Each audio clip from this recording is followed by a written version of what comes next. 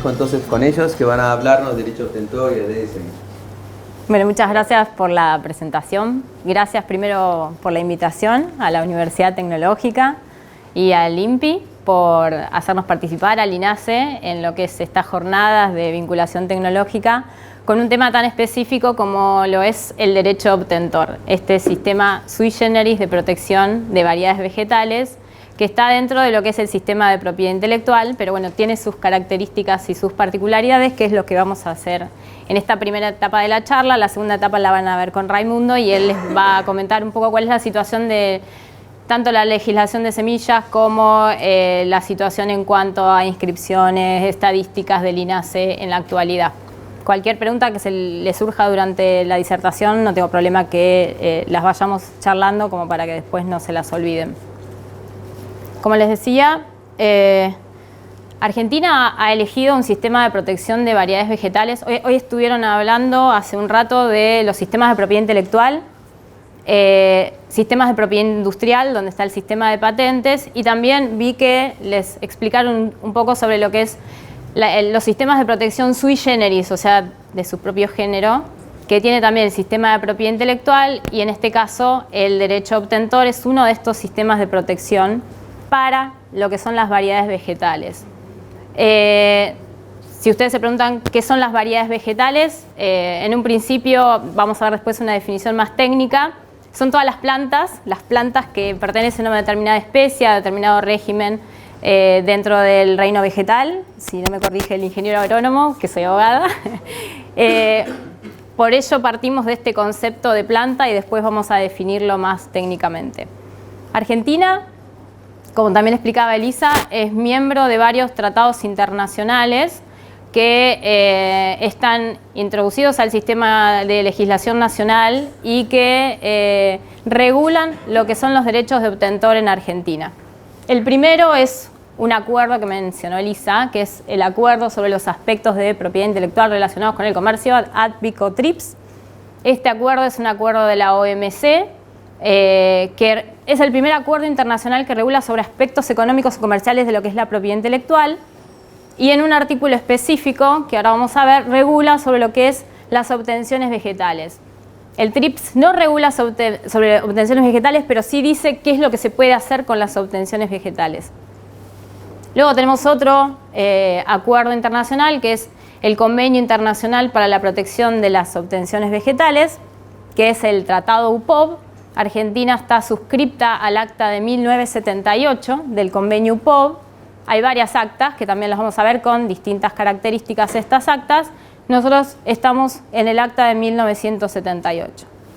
Luego, en cuanto a legislación nacional, tenemos también la lamentada últimamente Ley de Semillas y Creaciones Fitogenéticas. Pueden haber escuchado hablar de una posible modificación de esta ley, que es del año 1973, la Ley 20247. Tenemos un decreto reglamentario que es el 2183 del año 1991, que regula la Ley de Semillas. Tenemos el decreto 2817 del 91, que creó en su momento lo que es el Instituto Nacional de Semillas, que antes era el Servicio Nacional de Semillas. Y luego tenemos la Ley 25845, que recrea el INASE, porque el INASE fue disuelto en el año 2000 y fue recreado en el año 2004 por esta ley, la 25845. Les comentaba que existe este acuerdo de la Organización Mundial del Comercio, que es el anexo 1C del ADPICO-TRIPS, que establece que las plantas, en su artículo 27.3b, dice: las plantas y los animales se pueden excluir de la patentabilidad.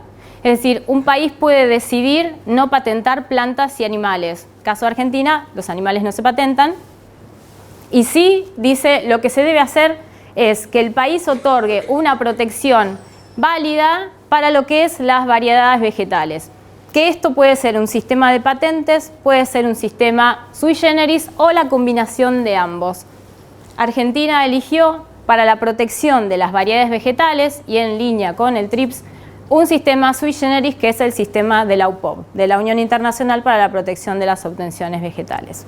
En Argentina no se pueden patentar en el INPI las plantas, ni los procedimientos que lleven a la creación de una planta, ni una semilla, por ejemplo, una vez hubo un caso de una semilla alto-oleica, pero era una variedad vegetal, por lo cual el INPI no concede patentes sobre todas estas cuestiones, sino que quien puede proteger todas esas cuestiones es el Instituto Nacional de Semillas. El otro tratado que yo les mencionaba es el Tratado Internacional sobre la Protección de las Obtenciones Vegetales, que es el convenio UPOV. Argentina está suscripta al acta de 1978. Hay 4 actas, el acta del 61, el acta de 1972, el acta del 78 y el acta de 1991. Vigentes se encuentran el acta del 78 y el acta del 91. La mayoría de los países, casi todos, excepto Costa Rica, de los países latinoamericanos, se encuentran adheridas al acta de 1978 y los países europeos, etcétera, están en el acta de 1991. Después le voy a comentar cuáles son las diferencias entre estas actas y por qué Argentina no ha adherido todavía a lo que es UPOV 91. ¿Qué es la UPOV? La UPOV es una organización internacional, intergubernamental. Los países son miembros de esa organización internacional. Argentina es miembro. No solamente es miembro, sino en este momento tiene a Raimundo Laviñol en carácter de presidente del Consejo y del Comité Consultivo de ese organismo internacional. Argentina participa con sus delegados y en estos comités que tiene la UPOV se discuten normativas, se discuten documentos que ayudan a lo que es la interpretación de lo que son los derechos de obtentor en los distintos países y a lo que es la coordinación entre los distintos países para lo que es, por ejemplo, una inscripción de una variedad vegetal. Hoy me hacían la pregunta, ¿qué pasa cuando yo quiero inscribir una variedad vegetal en Argentina? ¿Ya está inscripta en Estados Unidos también? No. Los derechos de propiedad intelectual, también lo deben haber charlado, son nacionales, en algunos casos regionales, por ejemplo, como en Europa, y lo que es el derecho de obtentor sigue el mismo parámetro. Si yo inscribo una variedad vegetal en Argentina y quiero que tenga protección en Estados Unidos, tengo que ir a su vez a inscribirla a Estados Unidos. No porque la inscriba en Argentina hace extensiva la protección. Pero sí lo que tratamos los países es de coordinar estas cuestiones de qué les pedimos, qué solicitamos, cómo nos pasamos información entre nosotros para que sea más fácil para un obtentor pedir una solicitud de propiedad intelectual de derecho de obtentor en los distintos países. La sede de la UPOV se encuentra en Ginebra. La UPOV es parte de la OMPI, de la Organización Mundial de la Propiedad Intelectual, y el secretario general de la UPOV es el director general de la OMPI. Esa es la relación que tenemos con la OMPI. De hecho, se están cruzando también, por ejemplo, cuestiones de denominaciones de variedades con las marcas dentro de la OMPI para hacer un archivo común y para poder determinar derechos y que no haya contradicciones entre estos registros. Así que somos parte, la UPOV es parte de la Organización Mundial de la Propiedad Intelectual. ¿Qué otra regulación tenemos en materia de derecho obtentor? La Ley de Semillas y Creaciones Fitogenéticas, la Ley 20247, que es del año 1973. Ustedes imagínense que hubo todo un cambio en el mundo del 1973 hacia acá, en lo que se protege hoy como derecho obtentor. Una variedad hoy puede ser una variedad con una mejora tradicional, puede ser una variedad transgénica con un gen adentro, puede ser una variedad ahora también editada genéticamente. Entonces, todas esas cuestiones obviamente no están contempladas dentro de la Ley de Semillas y Creaciones Fitogenéticas, que es del año 1973, porque todas esas cuestiones en este momento no existían. Por ello, es importante, el INASE ha logrado a través de regulaciones mismas que dicta el INASE, de adaptar algunas cuestiones, pero hay otras que sí o sí necesitan de una modificación legal, porque no podemos llegar a modificar con resoluciones cuestiones más de fondo que determina la Ley de Semillas.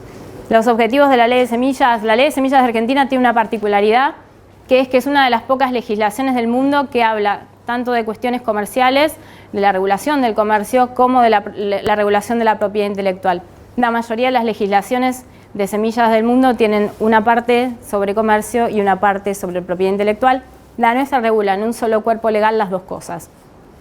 Los objetivos de esta Ley de Semillas son promover una eficiente producción y comercialización de semillas, asegurar al productor agropecuario la identidad y la calidad de la semilla que adquiere y proteger la propiedad, ahí es donde está la propiedad intelectual, de las variedades vegetales o de las creaciones fitogenéticas. ¿Quién hace todo esto? El Instituto Nacional de Semillas. El Instituto Nacional de Semillas es un organismo descentralizado dentro del Ministerio de Agricultura, Ganadería y Pesca. Es un organismo que tiene su propio presupuesto, podría llegar a sustentarse por sí mismo porque cobra tasas, porque cobra inscripciones, porque cobra multas, pero necesitamos autorización para gastar lo que nosotros cobramos, o sea, tenemos una cuota participativa dentro de lo que es el presupuesto nacional. El Instituto Nacional de Semillas es el organismo de aplicación de la ley, es un organismo que tiene poder de policía también, que hace que controle el comercio de semillas a través de inspectores.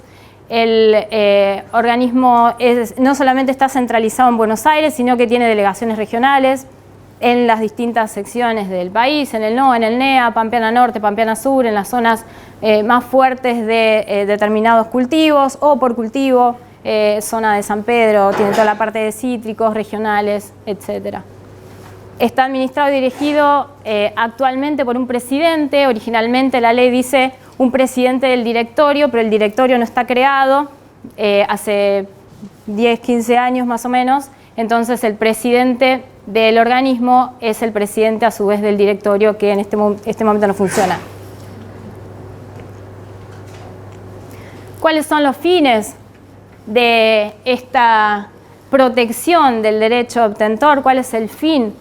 Mejorar la producción agropecuaria. Estamos hablando de que las variedades mejoradas han incrementado lo que es la producción en el campo, el rendimiento de un cultivo porque está adaptado, porque por ejemplo, hay organismos, hasta el INTA tiene creaciones que hacen que sean resistentes a determinadas enfermedades, que sean resistentes a sequía. Todas esas condiciones le agregan a una variedad la capacidad de producir mayor rendimiento. Entonces, esta es la actividad que fomenta el Instituto Nacional de Semillas.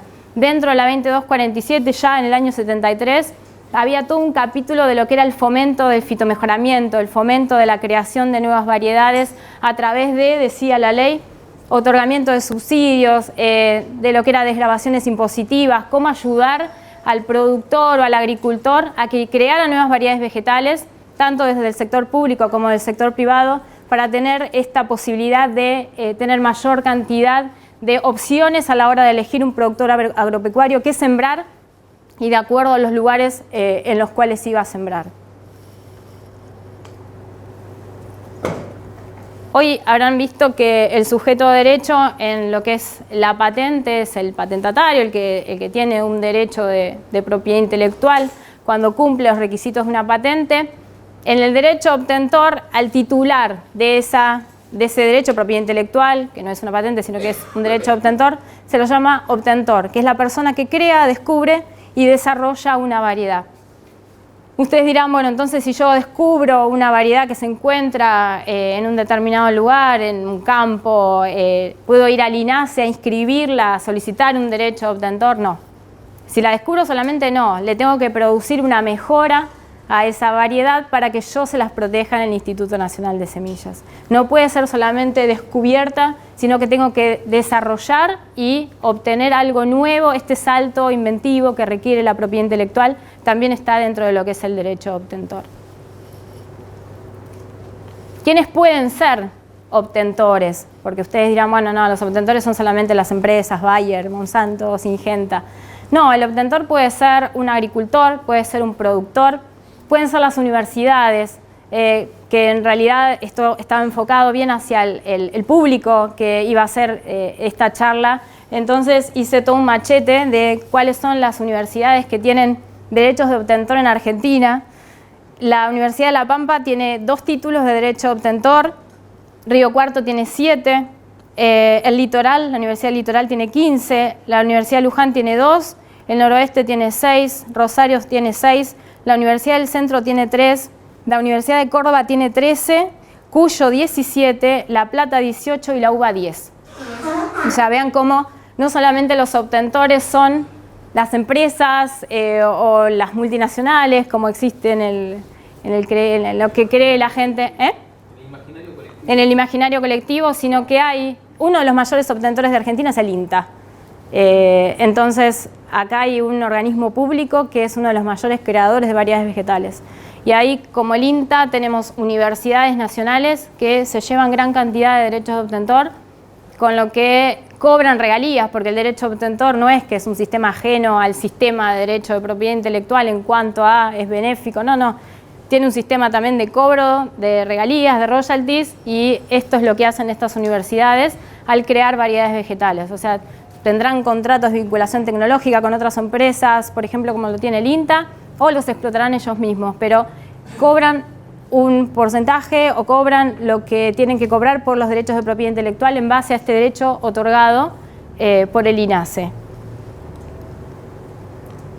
Con respecto a la definición de variedad, hay una definición técnica que dice que las variedades es el grupo de plantas del rango más bajo conocido, el rango más bajo de la especie, adentro de la especie, bueno, hay uno más abajo que la especie, sin tener en cuenta si cumple o no las características para la protección, que ahora se las voy a nombrar, que está definida por la expresión de sus caracteres, que se distingue de otro cuerpo de plantas, la distinción, la importancia de la distinción con respecto al resto, y que es una unidad adecuada para multiplicarse y ser propagada sin modificarse. Esto es una definición técnica de lo que es una variedad vegetal, que es el objeto de protección, ¿no?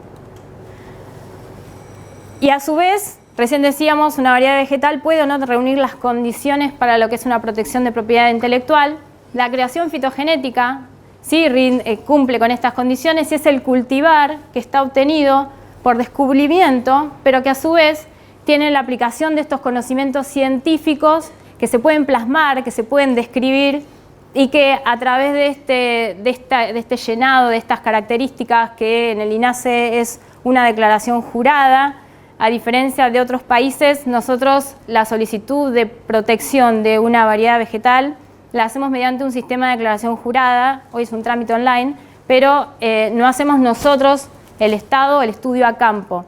Hay países donde ellos hacen los exámenes de diferenciación, de rendimiento. Nosotros lo hacemos solamente en cuanto a soja, por las mínimas distancias que existen entre las distintas variedades de soja, porque hay mucha similitud y parecido entre las variedades.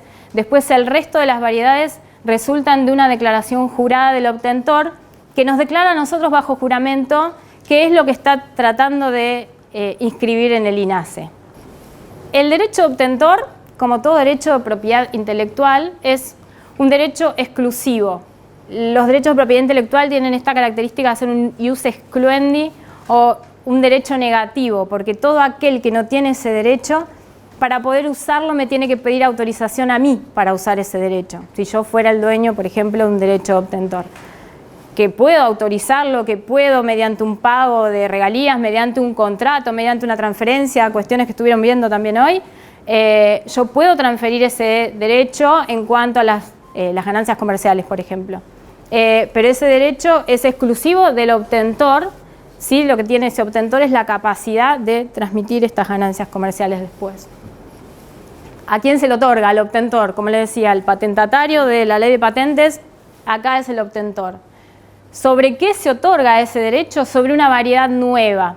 No puede ser un descubrimiento, no puede ser algo que yo fui y recolecté por allá por Jujuy y dije, ay, qué lindo, lo voy a llevar y lo voy a proteger mediante el sistema de derecho obtentor.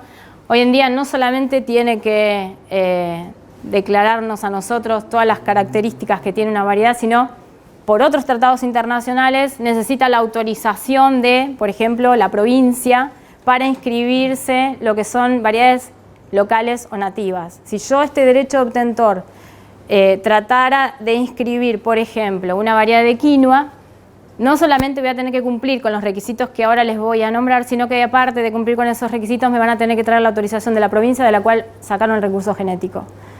¿Está dentro de las características taxativas que pide el convenio UPOV? No, pero está dentro de los tratados internacionales ratificados por Argentina. Entonces, INASE solicita, aparte del cumplimiento de esos requisitos, que tenga y cumpla con un tratado internacional, como por ejemplo el Protocolo de Nagoya, y que me traiga la autorización de la provincia para poder inscribirlo en el INASE como un derecho de propiedad intelectual.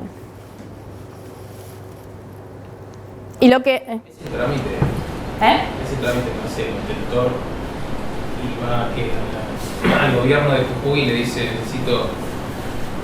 La autorización. Es que de hecho lo debería pedir... Mirando, porque saben Claro, de hecho ya lo han hecho, no es que el INTA, que se acaba de ir, vos sos INTA también, bueno, el INTA, por ejemplo en Quinua, ha solicitado autorización a la provincia de cual obtuvo el recurso, el material genético, y nos trajo a nosotros la autorización para completar el trámite de solicitud de derecho. ¿Cuánto tarda esa autorización? Y estuvo 6 meses, creo, para obtener la autorización. El tema es si la provincia tiene o no identificada quién es la autoridad de aplicación del tratado, Nagoya o TIRFA. Si la provincia tiene la autoridad de aplicación que da la autorización definido, es más fácil para un INTA ir y pedir la autorización de esa provincia. Que en realidad, en muchos casos, la autorización ya se obtuvo antes, porque en realidad se tiene que haber obtenido antes de manejar ese recurso fitogenético. Vos para buscar cualquier variedad de cualquier lugar nativo tenés que pedir autorización para la recolección. Entonces ya ahí tenés el primer permiso. Ahí tenés el primer, y eso es lo que nosotros después te pedimos en el INASE, que antes no se pedía. Esto es una novedad en cuanto a 2016, hemos ratificado estos 2 tratados internacionales. En Quinua, en Jujuy, por ejemplo, no sé, bueno, dijiste la soja no, porque está en todo el país, o hay algo. La soja no es nativa. Por eso no es No, nativa, eso que- no pido autorización. Manzana en Río Negro, por ejemplo. No es nativa. No es nativa. No, estamos hablando de papa andina también. ¿Eh? No, por eso yo te explico. Sí, manzana no es nativa. La otra algo así. Papa andina, maíces andinos también. Hay poroto que se considera, hay un listado que tiene Argentina, que es el listado del Darwinion, y ahí está declarada toda la flora nativa de Argentina. Entonces, si en ese listado aparece como que el poroto que vos estás trabajando es nativo, vos vas a tener que venir primero con la autorización al INASE para que yo te dé un título de derecho de obtentor. Aunque nos falta la ley de recursos genéticos de... Bueno, sí, no hay. Pero bueno, tenemos 2 tratados internacionales que si no tenemos una ley de acceso nos regulan internamente lo mismo. Así que mientras no exista una legislación nacional adecuada, el 124 de la Constitución Nacional dice los recursos naturales pertenecen a las provincias. Entonces, previo a yo dar un título de propiedad sobre un recurso que me están declarando bajo juramento, lo sacaron de una provincia, yo le pido, bueno, decime quién te dio la autorización para manejar este recurso y para ahora que yo te dé un derecho de propiedad intelectual, que te voy a anular un derecho sobre ese material porque te voy a dar un derecho exclusivo. Entonces, eso iba a decir que, digo, es cierto que esto es un poco burocrático, pero de alguna manera uno está reconociendo el federalismo que está plasmado en la Constitución, pero aparte vos te estás apropiando de un recurso genético que tiene miles de años de evolución. Sí, en realidad no del recurso genético en el estado en que está en la naturaleza. Por eso, no se puede proteger lo que está en la naturaleza porque sería un descubrimiento. Lo que sí puedo hacer es mejorarlo. De ahí surge, digamos, una cuestión. Y de ahí surge porque en realidad todo esto, la finalidad última es la distribución de los beneficios. Entonces, la provincia, como dueña de su recurso, tiene derecho a obtener también parte de las regalías que yo voy a cobrar como obtentor de este derecho de propiedad intelectual. Entonces, para eso es este sistema de autorización de la provincia, no porque la provincia le reconozca su derecho de... Recién estás diciendo que la provincia se lleva algo. Sí, es que no llegué todavía a declarar esta parte, sí. Sí, Pueden no autorizarte a sacar el material original para que tranquilamente. Y vos podés irte a la provincia de al lado, que es probable también que el mismo material pueda llegar a estar en la provincia de al lado, porque hay materiales que se comparten por provincia. Hoy les decía entonces hay requisitos para la protección de las obtenciones vegetales que las podemos dividir en técnicas y en jurídicas. Estos 2 requisitos. Los requisitos técnicos es que la variedad sea distinta. En relación a todo lo notoriamente conocido, no tiene que ser igual, no tiene que ser un descubrimiento, sino que tiene que ser un salto, una diferencia, una característica, 2, 3, tiene que ser distinto a lo que ya existe. Tiene que ser homogéneo, esto es uno de los objetivos que pide la protección, es decir, que sea igual en toda la población, o sea, que esas plantas se mantengan en estas condiciones de homogeneidad. Y a su vez que sea estable, que a través de las sucesiones de reproducción de esta variedad pueda mantener esas determinadas características. Esos son los requisitos técnicos para inscripción de una variedad vegetal. Y las otras son jurídicas. La novedad es comercial, a diferencia de la novedad en lo que es el derecho de patentes, que es una novedad absoluta, acá es una novedad comercial. En Argentina es que no se haya comercializado nunca previo a la solicitud de inscripción en el Registro Nacional de la Propiedad de Cultivares. Hay otros países que tienen un periodo de un año, un periodo de gracia de un año previo a la solicitud de inscripción. Si la variedad viene de afuera, para la mayoría de las variedades son 4 años y para lo que es frutales, plantas son 6 años. O sea, yo la puedo haber comercializado 6 años afuera y después venir a solicitar la inscripción en Argentina. Pero si es nacional, no se tiene que haber comercializado nunca previa a la solicitud del título de obtentor. ¿El estable por cuánto tiempo es para demostrarlo? ¿El estable? O sea, si vengo de afuera, tengo 4 años o 6, dependiendo de dónde, para registrarla acá. Sí, mantiene la novedad. Pero dentro de esos 6 años, si paso los 6 años, ya está. Ya está, sí. No, vos me declarás como primera fecha de comercialización. ¿Dónde? 4 años de Europa y 6 de Estados Unidos, dijiste? No. La diferencia es si es trigo, soja, las variedades comunes, y si son árboles frutales, porque como necesitan mayor tiempo de experimentación, por eso es el mayor término que se le concede esta prioridad, la posibilidad de la novedad de 4 o de 6 años. Si vos la estás trayendo de afuera, vos me declarás, esto fue comercializado en España en el 2014, al 2018, por ejemplo, estaría todavía la novedad contemplada. Si fuera un árbol frutal, podría ser 2012, 2013, 14, 16, 18. La estabilidad depende del el tipo de material que estás trabajando, la estructura genética de la variedad. Si es un clon, si es una línea endocriada, si es una línea pura de una autógama, una variedad sintética, una multilínea, depende. Y del esquema de mantenimiento, del método de obtención de la variedad y del esquema de mantenimiento que haya establecido y método de reproducción que haya establecido el obtentor. Si viene alguien con una especie autógama y dice, bueno, en F2 la estabilicé, la vamos a ir a ver, porque es difícil, cara, si la estabilizó en F8 o F9, bueno, está bien, le vamos a creer, estas son las características. Después no apunta a la estabilidad genética. Una variedad de papa no es genéticamente estable, es un cruzamiento y después es clon. Entonces, si se multiplica clonalmente, es estable.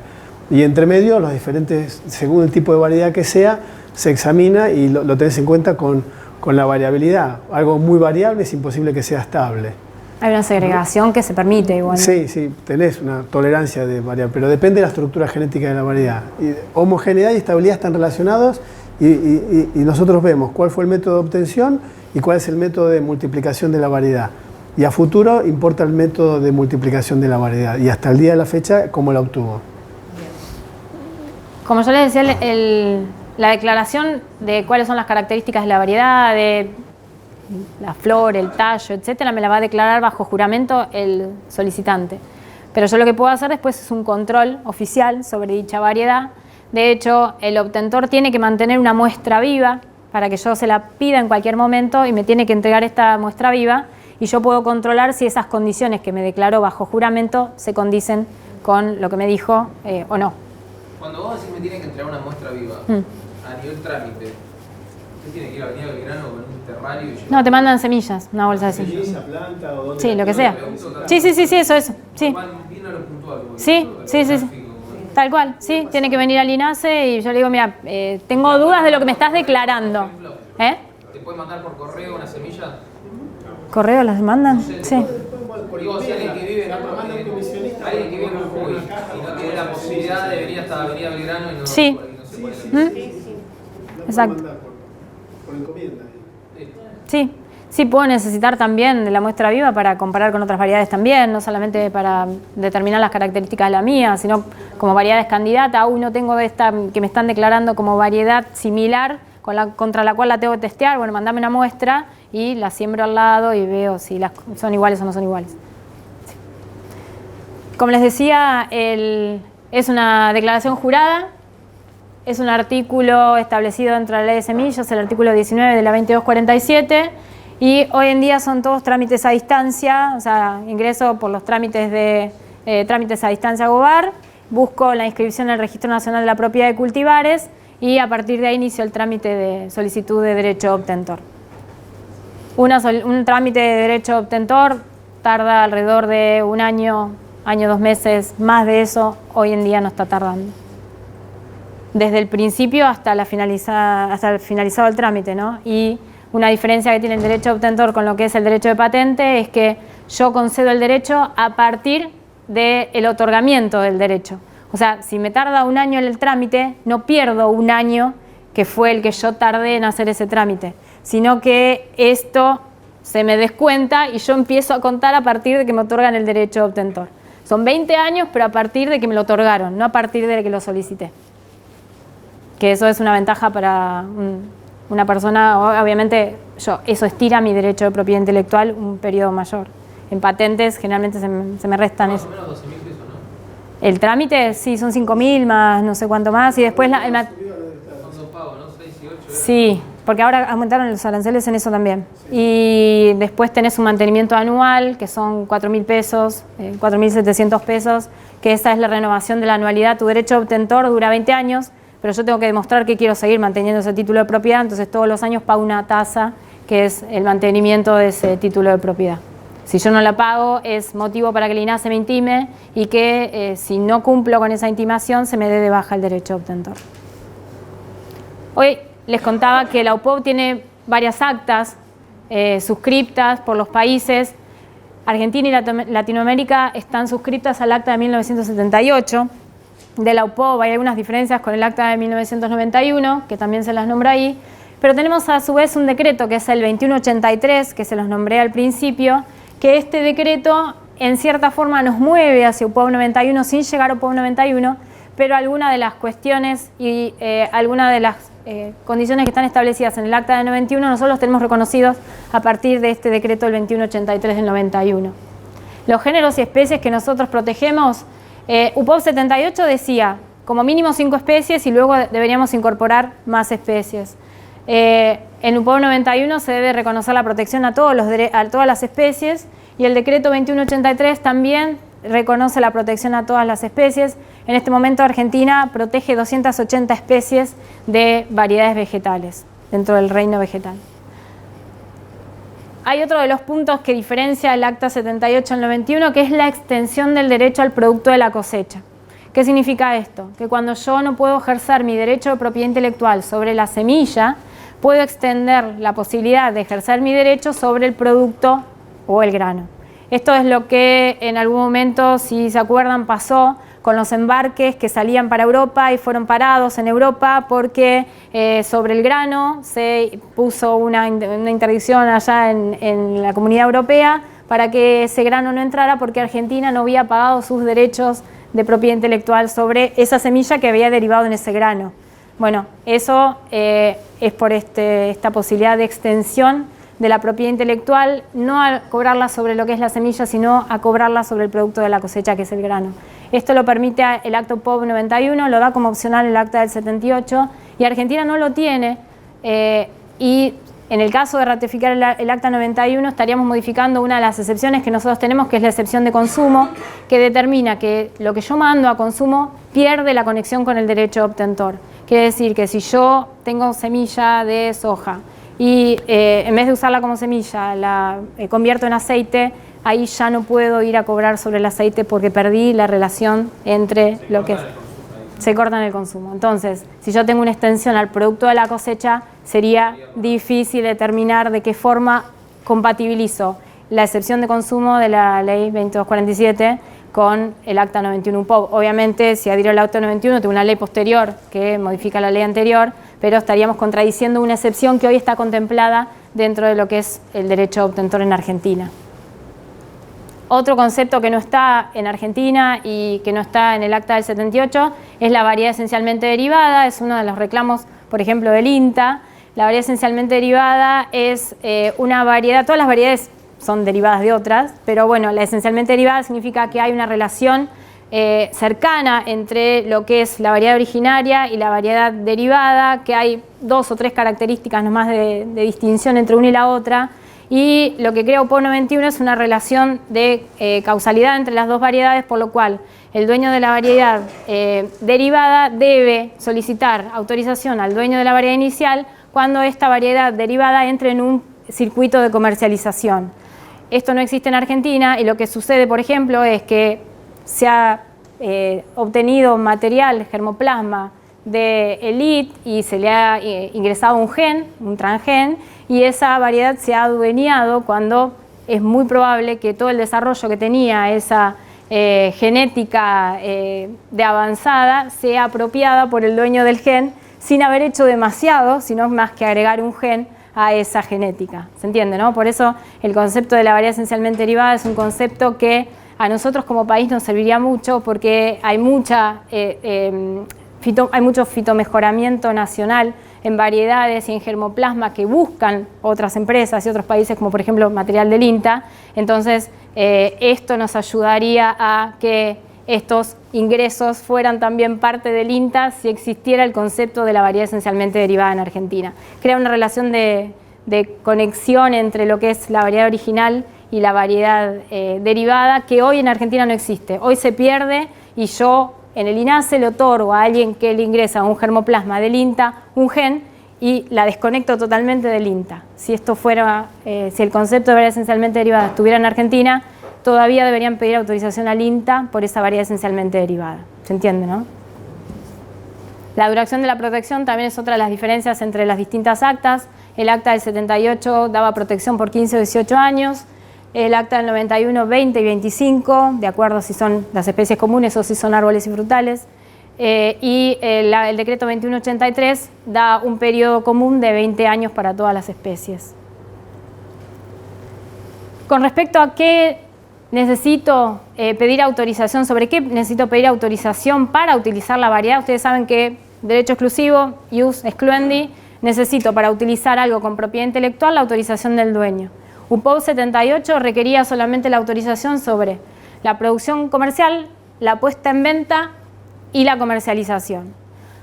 UPOV 91 le agrega no solamente la producción comercial, la puesta en venta y la comercialización, sino la reproducción, la preparación para la venta, la importación, la exportación y la posesión también con fines comerciales. Nosotros hicimos el decreto 2183 y fuimos más allá incluso de UPOV 91 y una de las cuestiones que consideramos que abarca casi todo es la entrega a cualquier título. Cualquier entrega de semilla a cualquier título necesita la autorización del obtentor de la variedad.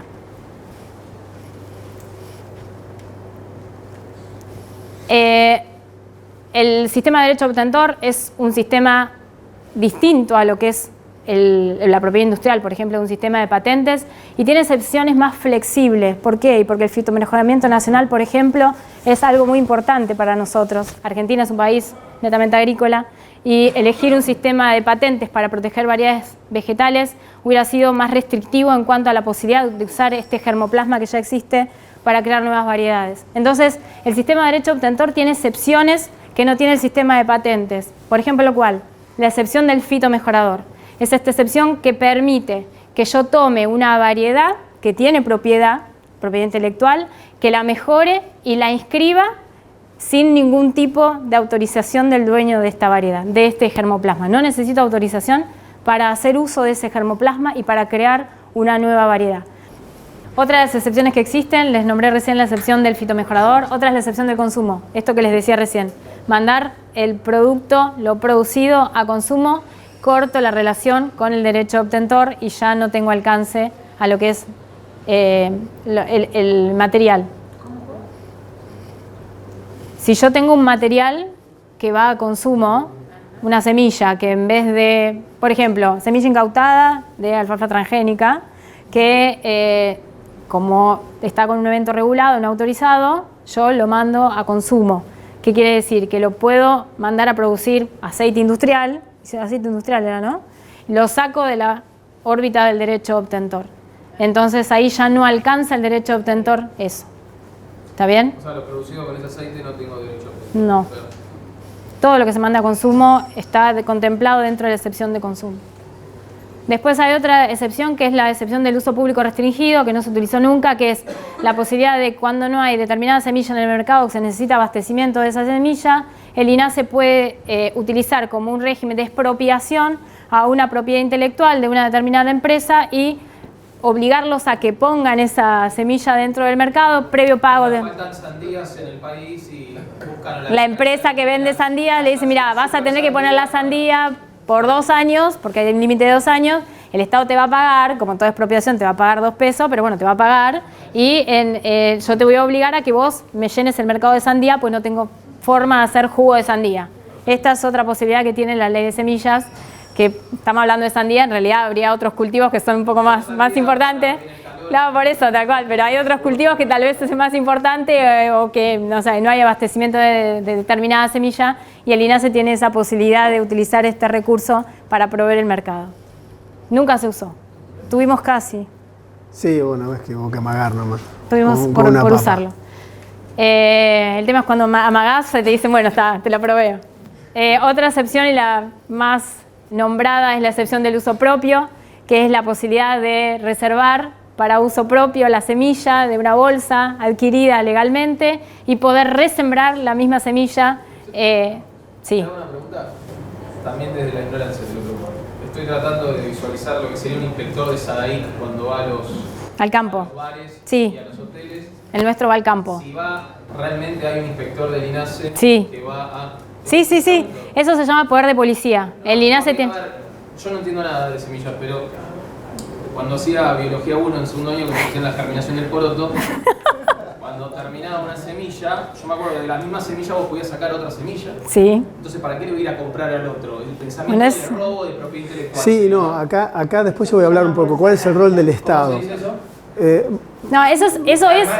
No, eso es un sistema legal que es el uso propio. ¿Cuál es el rol del Estado? No hay que confundir, porque vos hablas de SADAIC. SADAIC no es el Estado. No es justo el Estado. Sí, sí. SADAIC son los titulares actuando todos juntos. Claro, pero nosotros no gestionamos los derechos de propiedad intelectual, que son privados. Nosotros lo que hacemos es controlar. Es diferente. Pero las empresas se creen que somos, ¿viste? Ahí hay un tema. 50 grados de calor a la sombra. Sí, hay una regional nuestra allá y ¿Las semillas no se las robaron o si no están usando las mismas semillas a partir de las semillas? No, lo que el INASE va a controlar es si tiene el rótulo, si tiene la estampilla, si tuvo su proceso de fiscalización. No va a controlar. No somos el agente de propiedad intelectual. No vamos a ser el agente de propiedad intelectual del dueño. ¿Entendés? Pero sí vamos a controlar todas estas otras cuestiones que en cierta forma también tienen relación con el derecho de propiedad intelectual. Porque hay un artículo que sí te dice que vos tenés que contar con la autorización del obtentor y que eso tiene que figurar en el rótulo. Bueno, por eso. Entonces, no le vamos a gestionar el derecho de propiedad intelectual, pero sí vamos a controlar que eso que estás produciendo cumpla con todos los requisitos de la ley. ¿Y qué le cabe a alguien que está con un rótulo y adentro le pone otra semilla que no es la que le corresponde al rótulo? Una infracción. De hecho, tenemos pilas de infracciones. ¿La infracción la emite el INASE, sí, con el asesoramiento de una Comisión Nacional de Semillas, donde está representado el sector público y el privado. ¿Hay sanción penal para eso tampoco? Administrativa, después tenés otras instancias. La nuestra es administrativa no está y... en el Código Penal. No. Hay leyes de semillas que tienen, pero nosotros lo bajaron. ¿Qué indica? Estaba, pero lo bajaron. ¿Qué implica? Por ejemplo, una multa por no tener rótulo, por no haber concluido un proceso de fiscalización, por no estar declarada la semilla que vos estás comercializando, por tener un evento no regulado, mil cosas. Una multa que va desde $1 a 10 millones, 12 millones de pesos. Depende, no, en realidad es en relación al monto de la semilla y a la cantidad de volumen de semilla encontrada. Se mide en el valor de, por ejemplo, el puerto de Rosario, la bolsa de semilla en el puerto de Rosario. Entonces, ese es el valor con el cual se pone valor a esa multa. También se puede hacer una suspensión al ingeniero patrocinante, al director técnico patrocinante de la empresa. O sea, hay varias sanciones. El decomiso de la mercadería, si la mercadería no se puede regularizar, por ejemplo, porque es mercadería transgénica con un evento no regulado, quiere decir que no está autorizado, entonces en ese caso la mercadería se manda a destrucción. Se decomisa y se manda a destrucción. Buena pregunta. Una que la semilla se planta y de una germina, ¿cómo verifican eso? ¿Cómo? ¿Cómo verifican eso una vez que la planta germina?